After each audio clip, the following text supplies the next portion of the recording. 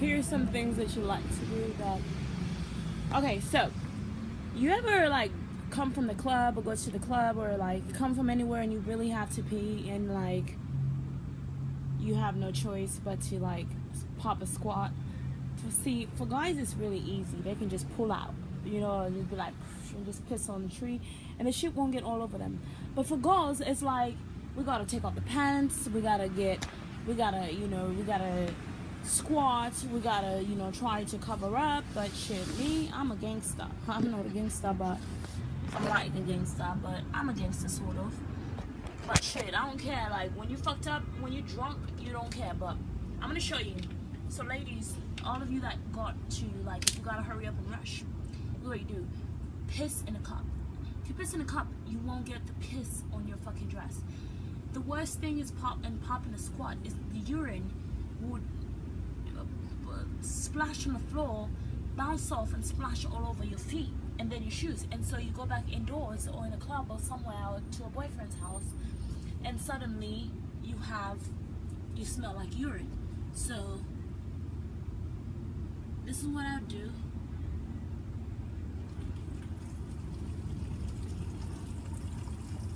I got it on me.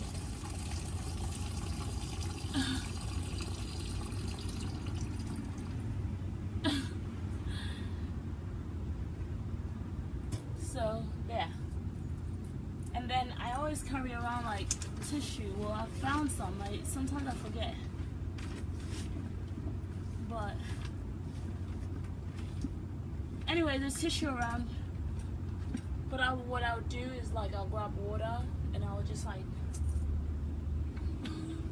this is art. It's called being a human being. Life happens, and so then you just rinse off.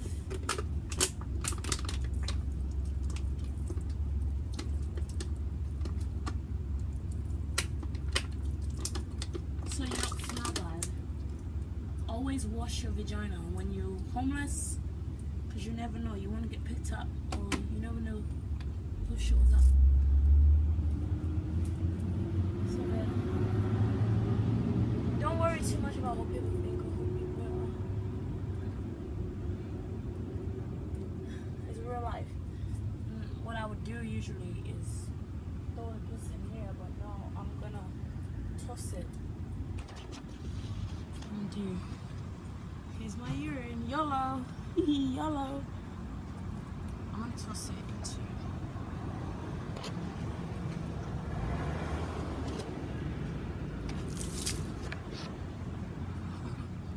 Toss the urine.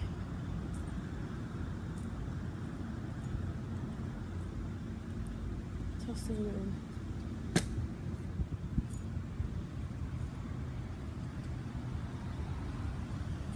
The lady that sleeps right there with her daughter sometimes, and I love them so much because they make me feel less lonely, even if, you know, I'm just like, if I gotta do this alone, I gotta do this alone. But I know when I get up and I see how we're like besties because we both were in the same situation, that's usually what makes people the bestest friends, like when they go through the same situations, the same trouble. But I'm trying to stay awake and try to do as much work as I want to do and share as much as you see I got coffee. I'm just like trying to stay up. But the manager, my friend, he's actually a friend of mine. He's so cool, the coolest guy ever. He got me a Frappuccino, and so now I'm a little tired because my stomach is filled with like a bunch of sugar. You know, you get that sugar high and then all of a sudden it drops. And you drop lower than you were before, if you were low. But let's see what I can share with you. Multitask. Oh yeah, the guy. Oh my god, he makes me so horny. I love him. So I met a guy. That's right, I met a guy, and I'm trying to see where can I. There we go. That's good. That looks nice. I can put it right here too. This looks nice. I want you guys to see my life. Life is beautiful, no matter what situation you're in. You got to make the situation. Don't let the situation make you. Mold the situation. Don't let the situation mold you. Enjoy. It's like dancing in the rain or dancing in the storm. It's learning how to be brave, and learning how to balance, and learning how to work in a uncomfortable situation. This is what being, you know, out in streets does. You inspire people, especially when you're full of energy. So what the Holy Spirit got me out here sharing, is using me as a vessel, and sharing the energy that He put inside of me with other people that, you know, may not understand, or that are stuck in prisons of the mind, and slaves to their co-workers or to their job, and, you know, just to kind of show them how free they are. Because like when people see someone that is free, it reminds them of freedom, and they come out of their consciously, they come out of their they come out of their bad, you know, situation. I mean, they feel happy. And, you know, there was this girl that I met, and she's so beautiful. I forgot her name. Oh God. It's like I remember, but then I forget. So basically, you know, she was drinking a lot, and like I used to drink a lot, and so we met. You know, I know God brought me here, and me and her met for a reason, and we met, and, you know, I took a shot with her, you know, just to, you know, make me feel comfortable. Just, I don't know, just to do it. It was fun, you know. I hadn't drank for a while, but anyways, I was able to understand what she was going through, like, because I wanted to, you know, sometimes you gotta make yourself sick of something and to be done with it. And it's like when she got a job, and I prayed for her, like, just, you know, to stop.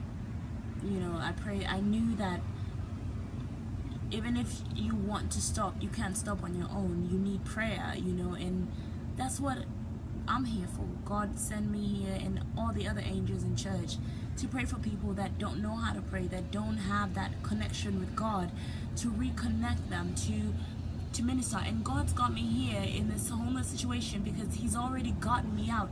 Even if I'm here right now, I'm already out. It's just a matter of time. The right person is either gonna pick me up, or God is gonna drop some money. I mean, you know, my best friend, one of my ex-best friends, actually found over $20,000 in a trash can. And I'll tell you that story later, but miracles are real. And so I'm just always here waiting for a miracle, and also praying, and also working on a miracle, and also blessing, because I know I'm a miracle, just like you're a miracle. You gotta see it and believe it. And I just don't want nobody to commit suicide or die. And I mean, I want everyone to see that their life is beautiful no matter what situation they're in. At least me being in a poor situation, at least I can show people and help people appreciate what the situation. Just by looking at me, they can at least appreciate where they live, and because perhaps they're complaining about their life.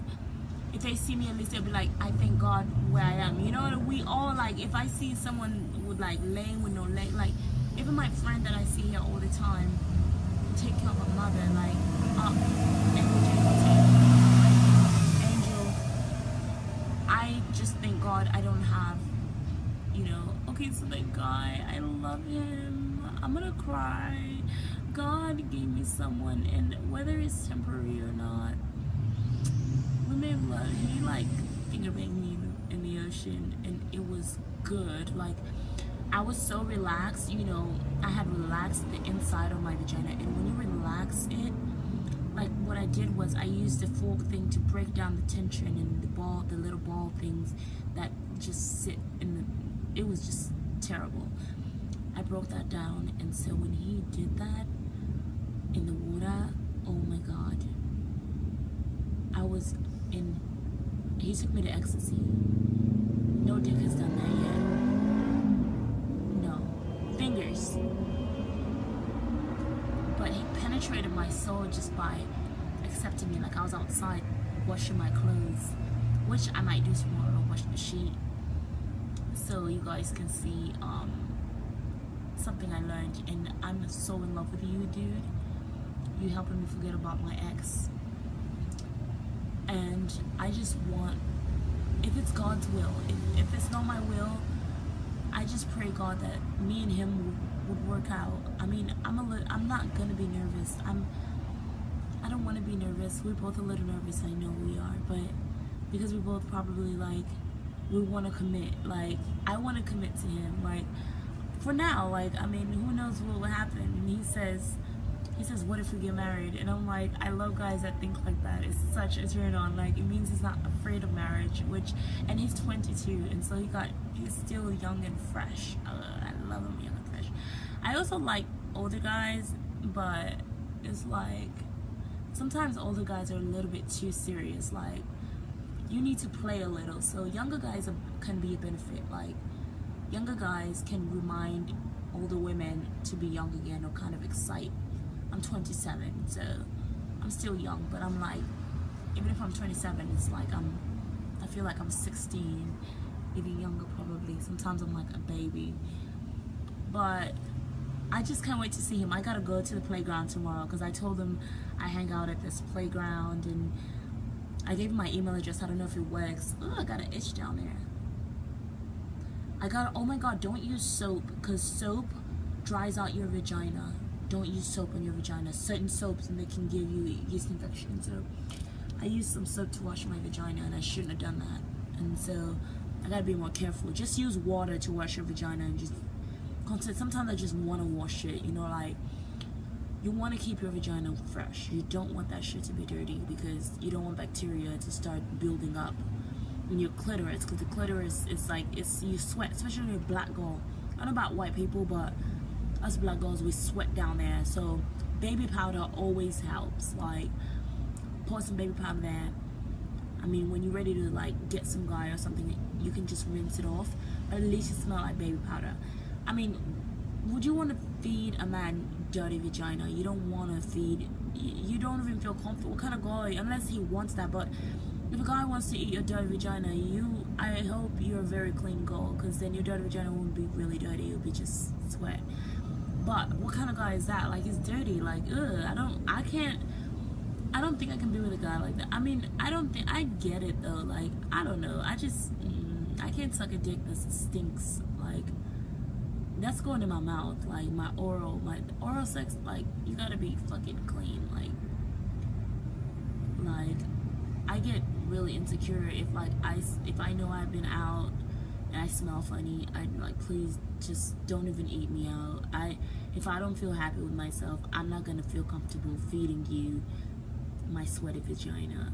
So I try to, so now I remember that practicing washing, like going to the bathroom, get a cup, and wash my vagina, wash my vagina, wash my vagina, wash.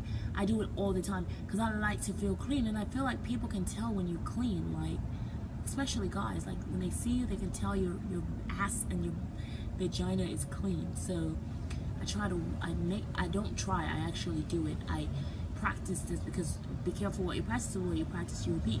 Like a stripper, they got like clean vagina, because they always have to face their vagina. Always have, like, oh, there was this one girl that I knew, her vagina was so fishy. I had to tell her. I didn't even get to tell her, but I was like, you're going to go sleep. She was like an escort or prostitute.